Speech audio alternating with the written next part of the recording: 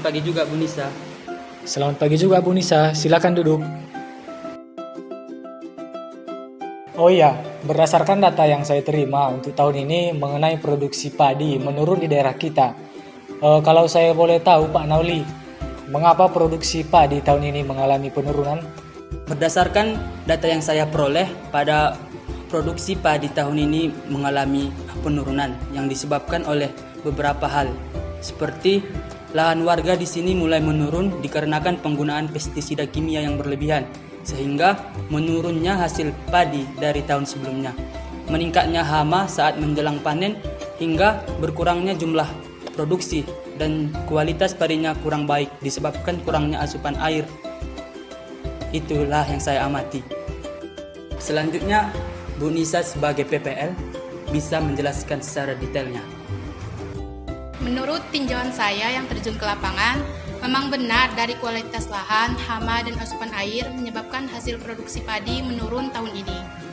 Dan dari hasil pengamatan saya, masih banyak faktor-faktor yang lain seperti perilaku masyarakat yang kadang tidak mau menghiraukan saya ketika memberikan penyuluhan.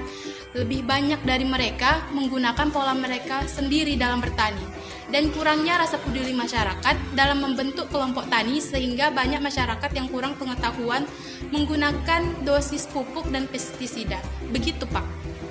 Dari penjelasan dari Bapak dan Ibu tentang masalah turunnya produksi padi di daerah ini, kalau boleh saya tahu, apa saja program kinerja yang Bapak berikan kepada para penyuluh Pak?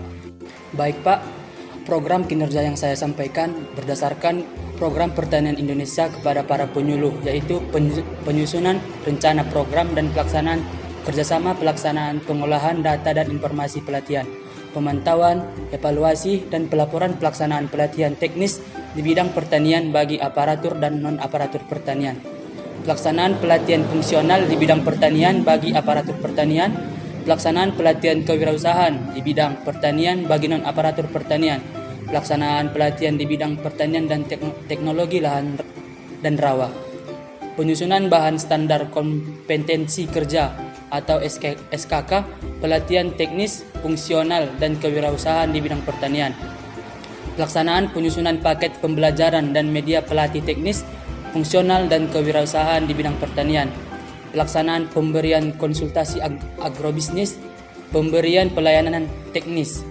fungsional, dan kewirausahaan di bidang pertanian bagi aparatur dan non-aparatur pertanian, pengelolaan urusan tata usaha dan rumah tangga BPP.